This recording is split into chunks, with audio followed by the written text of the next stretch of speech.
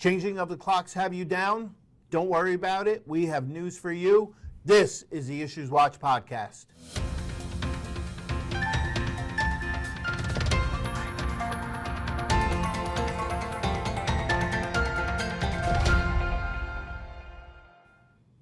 Hello and welcome to the IssuesWatch podcast. I'm Brad Muniz, your host for the bi-weekly accounting and auditing episodes. I'm the partner in charge of accounting and auditing with Sobelco. And back with me today is Frank Boutillette. Frank Boutillette, an emeritus partner at Witham and my co-presenter for many A&A presentations and the Society's Law and Ethics webinar. Welcome back, Frank. You were hiding on me, though. No, I'm your right-hand guy. That's why I had to sit on the right-hand side today. That's true. Here we go. Okay, all right. So we don't have a lot of heavy topics today, and one of them was something I wanted to go over again real quick. But I do want to mention that this episode qualifies for Nano CPE credit. If you're interested in earning CPE credit for this episode, hit the pause button now and head over to njcpa.org/nano to find out how. A quick disclaimer before we do bring up our topics: the views and statements expressed herein are our own and not necessarily those of the NJCPA, Sobelco, or Witham. Wow. So much to read in the beginning that I forget stuff and Rachel starts yelling at me and everything. But anyway, so let's talk about a couple things. Not a lot going on with the FASB. The first one, they have a proposed ASU, it's Accounting Standards Update, on business combinations for joint venture formations. Now, a lot of people are just shutting off, but you should really be aware of what constitutes a joint venture and how to account for it. The reason why I say, and you've seen this, they pop up in your office and nobody knows anything about it. So the ASU that's out, it's proposed. They're asking for comment. I recommend that you look it over and determine if you want to comment. Just at a recent interest group meeting, they talked about this. I don't know if the society is going to comment on this. I think when you were chair, they commented a lot. We did. Well, you comment on a lot of things, I guess. I always comment. Yeah. So real quick, some of the bullets that are in there that I just want to bring up. A joint venture is a formation of a new entity without an acquirer. Which I found that very interesting because they never really think about that. Right. Because it's just combining of entities. Right. Sometimes to perform a certain task. Exactly. A joint venture would measure its identifiable net assets and goodwill, if any, at formation date. Initial measurement of joint venture's total net assets would be equal to the fair value of 100% of the joint venture's outstanding equity interest, and the measurement period adjustments would be prohibited. Any joint venture would be required to provide relevant disclosures. Are you surprised with that? Not at all. Disclosures are big right now. Disclosures are big, very big. So, all right, another thing. Oh, from the outside. Thank you. Whoa, wow. Good catch. We're adding so much new activity. It's amazing. You know, Brett, but joint ventures, though, you think about it. Thank you. Should you combine both entities and issue one set of financial statements? Should you keep them separate? That's the big issue here. It's a big issue, and I think the real thing that they have to focus on, you should do separate or combine. You want to do combine a lot of times because that's what the bank, that's what the other parties need or want. So to keep that in mind. Another topic that we brought up in the past a lot, and I know you're sitting there saying, stop talking about this, and you'll find out why I keep talking about it, but crypto assets. I know it was in a recent episode, and you might be thinking he's just repeating content. No. There was something did come out recently, and I wanted to bring it up and mention it again. There is a tentative board decision by the FASB where you would use fair value measure for certain crypto assets and financial reporting, which I think is extremely helpful. Remember, a year ago they were listed as intangible assets, and if it went up or down, or if it went up you didn't care, if it went down you have an impairment and it can't be recoverable. Well, now you're going to be measuring crypto assets at fair value under 820, which is good. I was surprised it's 820 and not 825. You know, 825 is other fair value of other assets and liabilities. So I was surprised at that. Recognize the costs incurred to acquire crypto assets, such as commissions, as an expense. And recognize increase and decrease in fair value in comprehensive income, not the comprehensive income, comprehensive income each year in each reporting period. And the other thing I want to point out that the Journal of Accountancy had a really good article. It's a quite long article. If you don't get the Journal of Accountancy, if you want to see a copy of the article, let me know. It's a good article. What CPAs need to know about NFTs, non-fungible tokens. Okay, talks about the characteristics, how they generate revenue and create value, and how to mint an NFT. So it was a very interesting article. If you don't know much about crypto assets, NFTs, the Society's put out a lot of content with Sean Stein-Smith, one of our members. He's really knowledgeable in this area. I recommend you look into some of the content, the previous content, if it's available, or if you see that he's going to be speaking on this. He really has a lot of good information on it. And the reason why I bring this up, Frank, and you know this, there's going to be something like this in somebody's financials. Oh, yeah. Somebody will get a crypto asset as a nonprofit. Somebody decides, the owner's son or daughter or child, whatever, decides, I'm going to invest some of our extra money in crypto. Sure. Now, And all of a sudden, the company's not accounting for it properly, and possibly the external accountant doesn't pick up on it in the audit, the review, the compilation, and there could be peer review impact. also, big thing happened a few years ago. Non-for-profits were getting gifted Bitcoin.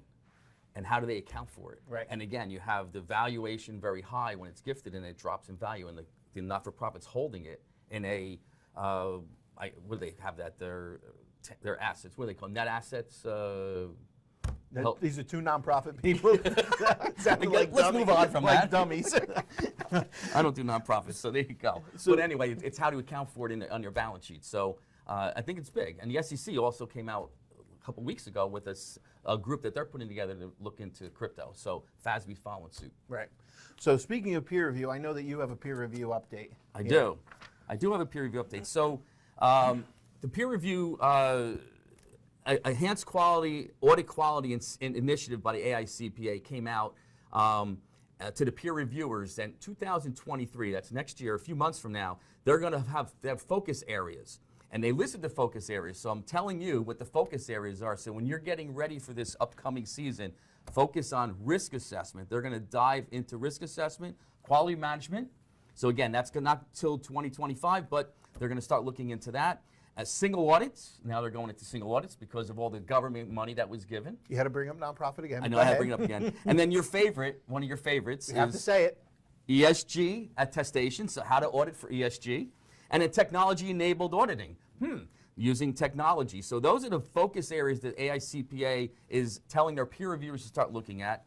One other thing I want to mention on the EAQ, which is the Enhanced Audit Quality Team, they basically have, if you look at, they have some really good resources for all practitioners, not just the big firms, but for small firms. They have a risk assessment tool that is really good. Go to the website and take a look at that. They also have an analysis of the new risk assessment standard 145.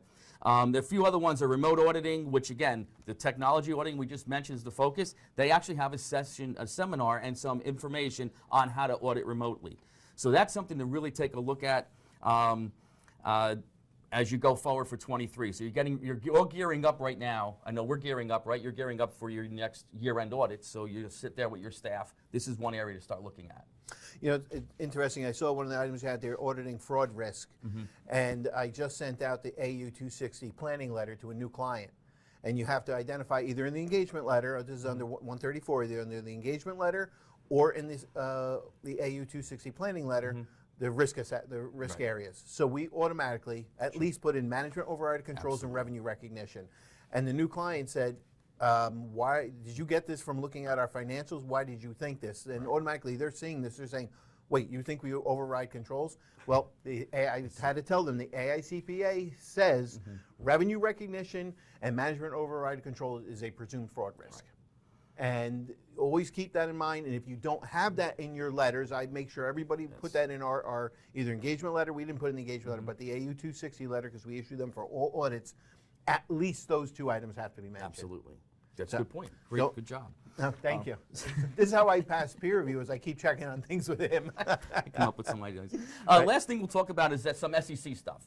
What's been happening in SEC? Transparency. That's the big word. Can you repeat after me? Transparency. Transparency. Okay, transparency. So in November 2nd, the SEC adopted some amendments on Form NPX. See, what is that? That doesn't deal with me. Well, really, it's really for mutual funds, ETFs, and other registered funds. What they want to do is they want to make the voting records more usable to the user. So when companies are voting on different aspects or how they're voting, they want to have that transparency so the investor can understand how the company is voting. They also have a newly required institutional investment managers to disclose how they voted on executive compensation.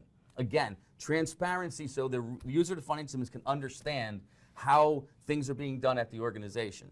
And then in October... That last one's very interesting because remember, Good. I think it was last episode or the one before, you talked about executive compensation and how it's tied to different metrics too. Right, how it's tied to metrics, which is interesting because now I'm going to mention something that happened in October. Going back a little bit, the SEC adopted rules to require exchanges, so the American Stock Exchange, the NASDAQ, the New York Stock Exchange, to require them to implement policies for the issuers for the recovery of erroneously awarded incentive-based compensation.